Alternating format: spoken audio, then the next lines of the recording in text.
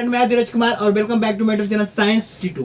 सो friend, आज मैं आप लोगों के लिए कुछ ऐसे इंपॉर्टेंट क्वेश्चन लाया हूँ केमिस्ट्री का, जो कि आप इसे प्रिपेयर कर लेते हैं तो पेपर में 50+ ही आएगा। यदि मेरा पिछला वीडियो आप नहीं देखें तो प्लीज़ प्लेलिस्ट में जाइए और वहाँ पर मॉडल पेपर केमिस्ट्री सर्च कीजिएगा तो उस पर आ जाएगा। ऐसे भी प्लेलिस्ट में जैसे वहाँ पर मॉडल पेपर डाले हैं उस पर आ ही जाएगा। केमिस्ट्री का अलग, फिजिक्स का अलग, इंग्लिश का अलग सभी बनाया है। यदि आप उसे नहीं देखें तो प्लीज़ देख लीजिएगा। और यदि आप उसे और इसे प्रिपेयर कर लेते हैं तो 40+ आएगा, और जो कि 50+ बोल रहे हूँ अभी रिएक्शन कराएंगे उसके बाद से आपका 50+ ही आएगा केमिस्ट्री में। तो डरने की कोई बात नहीं। चलिए देखिए, कह रहा है ये अच्छे साबुन। कह रहा है कि मिसेल क्या है, साबुनीकरण किसे कहते हैं, इसके द्वारा कपड़ों की सफाई कैसी होती है, अच्छे साबुन की गुण लिखिए।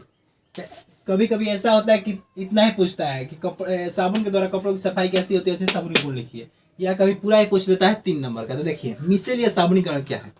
जब हम साबुन और जल को लेकर मिलाते हैं, जैसे साबुन और जल का घोल बनाते हैं, तो वह स्टेरेडियम C17 H35 COO ऋणायन, स्टेरेडियम C17 H35 COO ऋणायन तथा सोडियम धनायन में टूट जाता है। क्या होता है, जैसे साबुन और जल का घोल बनाते हैं तो क्या स्टेरेडियम C17 H35 COO ऋणायन तथा सोडियम धनायन में टूट जाता है। और यह C17 H35 COO एक प्रकार का तेल है जो कि केंद्र पर आता है और इसके बाहरी ओर सोडियम धनायन होता है।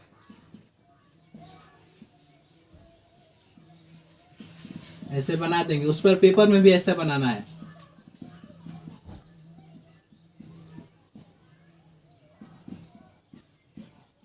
यहाँ पर आपका तेल है जो C17 H35 COO है ऋणायन। तो देखिए एक बार और देख लीजिए, जब हम जल और साबुन का घोल बनाते हैं तो स्टेरेडियम C17 H35 COO तथा धनायन Na+2 में टूटता है। जबकि C17 H35 COO क्या है, एक प्रकार का तेल है जो कि मध्य बिंदु पर होता है और उसके चारों तरफ Na धनायन होता है।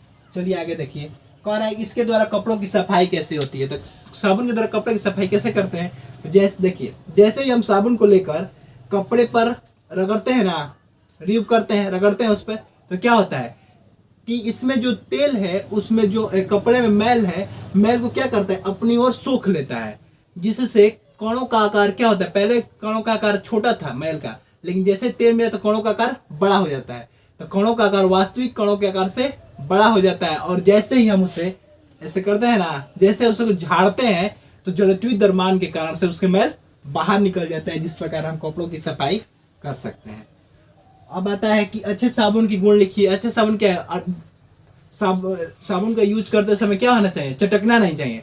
जब हम साबुन का प्रयोग कर रहे हैं तो चटकना नहीं चाहिए। दूसरा, साबुन में एल्कोहल मिला होना चाहिए। साबुन में एल्कोहल मिलता है ना, बस साबुन में एल्कोहल मिला होना चाहिए। साबुन झागेदार होना चाहिए। बस आप 3 लिख देंगे तो एकदम 3 नंबर पक्के हैं, कहीं नहीं जाएंगे।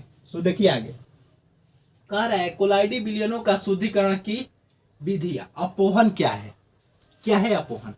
देखिए, जब हम विलयन को, एक प्रकार की झिल्ली है, जैसे मान लीजिए वो आप लोग देखे होंगे कि झिल्ली है, झरना देखे होंगे ना, जैसे ही पानी को कैसे पानी को डालते हैं तो नीचे गिरता है ना, ठीक उसी प्रकार का है। यह भी एक प्रकार का झिल्ली है जिसे अर्धपारगम्य झिल्ली कहते हैं। अर्धपारगम्य झिल्ली, पारगम्य झिल्ली, अर्धपारगम्य झिल्ली। देखिए, जब हम विलयन को इससे गुजारते हैं तो वह विलयन इसे पार नहीं कर पाता है।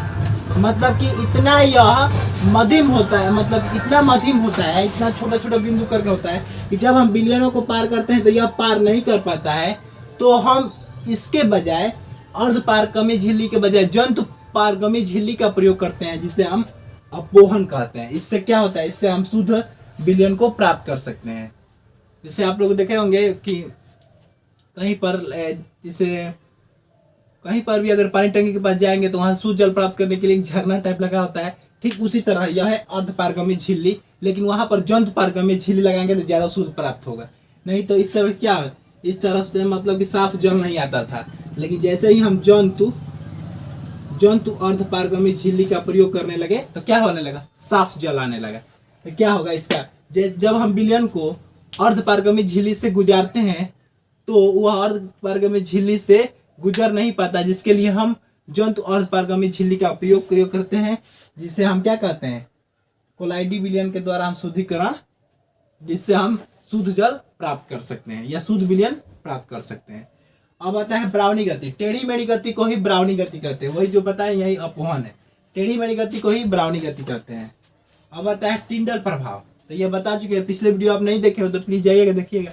जब प्रकाश किसी विलयन में पड़ता है तो वह विक्षेपित हो जाता है, जिसे हम टिंडल प्रभाव कहते हैं।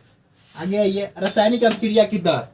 इकाई समय में उत्पाद, इकाई समय में क्या होता है, इकाई समय में अभिकारक तथा उत्पाद के सांद्रण में होने वाले परिवर्तन को क्या कहते हैं, रासायनिक अभिक्रिया। इकाई समय में अभिकारक तथा उत्पाद के सांद्रण में परिवर्तन होने वाले दर को क्या कहते हैं, अभिक्रिया की दर।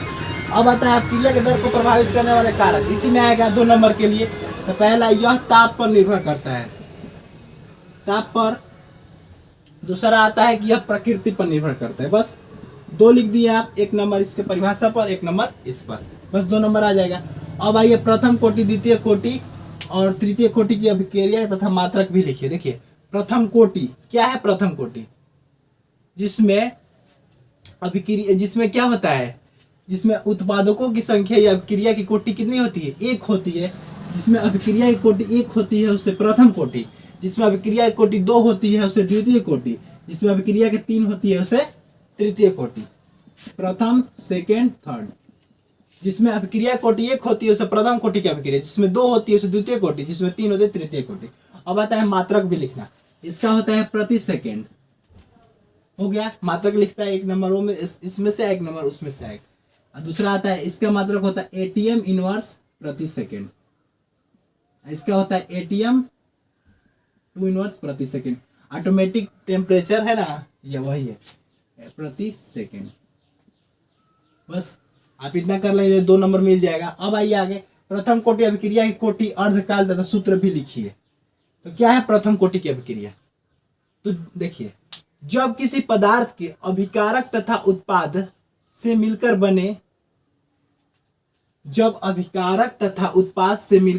बनी हुई अभिक्रिया की कोटि का आधा भाग खत्म होने में जितना समय लगता है उसे अर्धआइकल कहते हैं।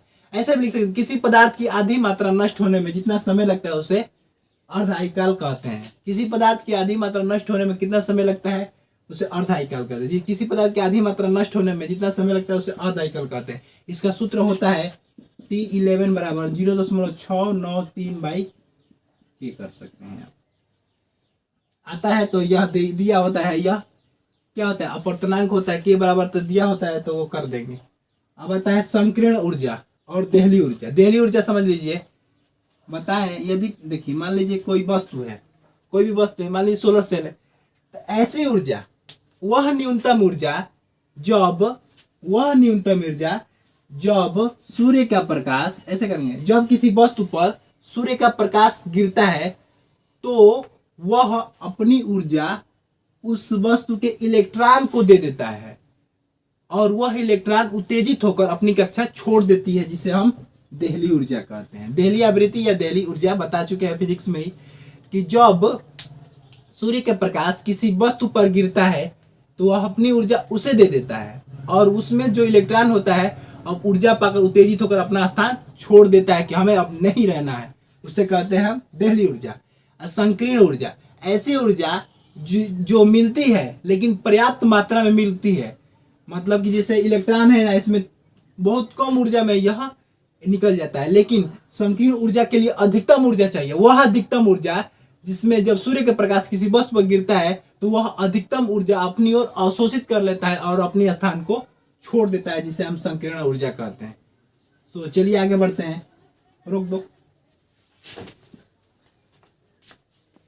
देखिए कह रहा है किसी प्रथम कोटि की अभिक्रिया में प्रारंभिक सांद्रता 0.6 प्रति मोल लीटर से 0.5 प्रति मोल लीटर में परिवर्तन होने में 5 मिनट का समय लगता है, तो प्रारंभिक सांद्रण की 0.5 प्रति मोल लीटर होने में लगने वाले समय की गणना कीजिए। तो कुछ नहीं है, देखिए इसका फॉर्मूला एकदम रट जाइए, 2.303 T log 10 प्रारंभिक बटा अंतिम, यह रट जाइए। के बराबर 2.303 टी log 10 प्रारंभिक बटा अंतिम। यह रूल मतलब यह बार बार परीक्षा में आता है, यह बहुत बार मतलब हर एक सेट में आएगा। देखिए कि प्रारंभिक क्या है, इसमें लिख लेंगे यहाँ पर प्रारंभिक सांद्रण A0 बराबर कितना है 0.6 मोल प्रति लीटर, कितना है। अब कह रहा है द्वितीय सांद्रण A बराबर 0.4 मिलीलीटर प्रति लीटर हो गया। और समय कितना दिया है 5, टाइम यानी समय बराबर 5 मिनट, इतना हो गया। अब देखिए रख दीजिए यहाँ पर 2.303 टी क्या है 5 है, log 10 प्रारंभिक क्या है 0.6 बटा 0.4 हो गया। के बराबर 2.303 टी log 10 कितना हो गया 3/2 हुआ इतना। के बराबर 2.303 बटा 5 log 3 माइनस log 10 2 होगा ना। log m/n का फार्मूला लगा दिए हैं, तो के बराबर मैथ में पढ़े होंगे 2.303 टी बटा 5 log, देखिए क्वेश्चन में कर दीजिए log 3 का मान याद कर लीजिएगा 0.4771 और log 2 का मान याद कर लीजिएगा, दिया नहीं होता याद करना पड़ता है, इतना होगा। तो ये कुछ नहीं है। के बराबर 2.303 बाई टी log 10 प्रारंभिक बटा अंतिम, तो 2.303 बाई 5 log 10 और प्रारंभिक क्या है 0.6 बटा 0.4 है। तो के बराबर 2.303 टी बाई टी है 5 log 10 3/2, तो log 3 माइनस log 2, 2.303 बाई इतना 0.471 इसका मान आएगा log 2 का, log 3 का मान इतना है, log 2 का मान इतना है। अब कर दीजिए के बराबर, थोड़ा ज़्यादा इसलिए थोड़ा जल्दी करना पड़ेगा, कीजिए 1 7 में से 6 1 7 6 7 1 इतना हुआ। अब कटा दीजिए, यहाँ पर गुणा कर लीजिएगा जितना भी आए, लगभग मतलब कि जितना भी आ जाए, तो के बराबर जितना मान आएगा उतना हो गया। तो देखिए के बराबर हम इसे कटा देंगे, कटाने के बाद से गुणा कर देंगे जितना मान आएगा, उसके बाद से के बराबर 2.303 बाई टी log 10। अब देखिए प्रारंभिक में क्या था 0.6 था ना, 0.6। अब देखिए अंतिम में क्या कह रहा है, प्रारंभिक से अंदर 0.3, तो 0.3 इतना हो गया। अब कुछ नहीं है। अब देखिए यहाँ से यह कट गया, के बराबर 2.303 टी हो गया, क्योंकि समय निकालना है तो टी निकालना है, तो टी बराबर ऐसे रख दे, टी बराबर 0.303 बाई समय कितना है, समय तो निकालना है, के हो गया log 3 दूनी 6 log 2।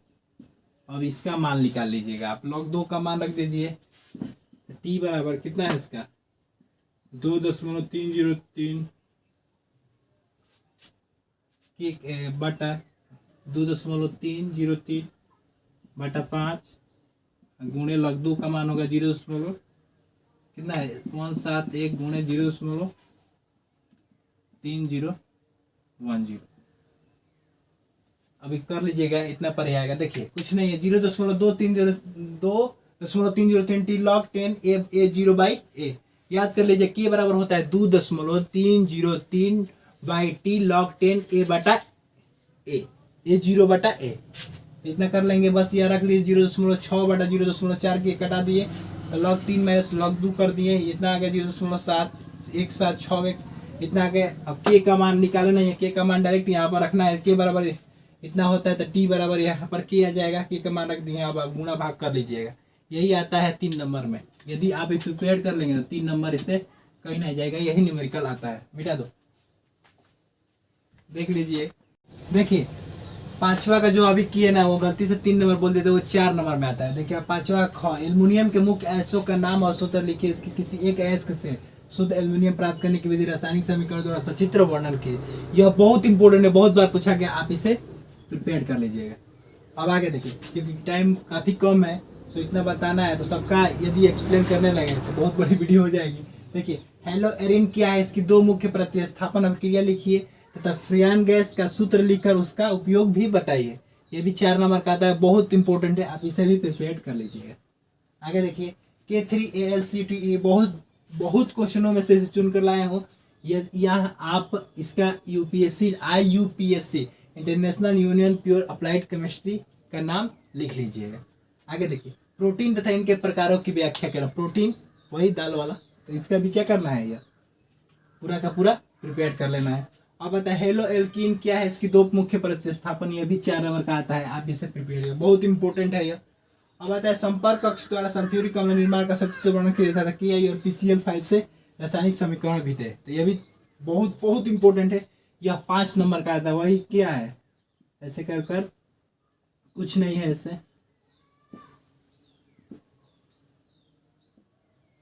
इतना 7 बना लीजिएगा, और इसमें से इसमें, फिर इसमें और इसमें ऐसे देंगे, फिर ऐसे दे दिए, और इसमें से यहाँ यहाँ जाएगा, नीचे से भी और ऊपर से भी, ऐसे ही कर कर बना देना है। यही तो है संपर्क विधि। अब यहाँ पर लिख लेंगे किससे, KI से कर लेंगे आप, और PCl5 से कर लीजिएगा। टाइम बहुत कम है, काफ़ी लंबी वीडियो हो रही है, तो आप इसे भी प्रिपेयर कर लें, क्योंकि बहुत इंपॉर्टेंट है। आगे देखिए मोनोसेकेराइड तथा डाइसेकेराइड की परिभाषा देव, प्रत्येक का उदाहरण दीजिए, 5 नंबर पक्के। सो आई होप आप लोग को वीडियो पसंद आया होगा। प्लीज़ शेयर कीजिए उन लोगों जिन लोगों की इनकी आवश्यकता है। यदि आप इसे प्रिपेयर कर लेते हैं तो 50+ बोले हैं, आई थिंक 60+ ही आ सकता है, क्योंकि यही बार बार पूछता है। केमिस्ट्री में पास होना कोई बड़ी बात नहीं है, लेकिन हमें नंबर क्या करना है, नंबर को अचीव करना है। सो यदि आप इसे प्रिपेयर कर लेते हैं तो पेपर में एकदम आग लगा देंगे। So thank you so much.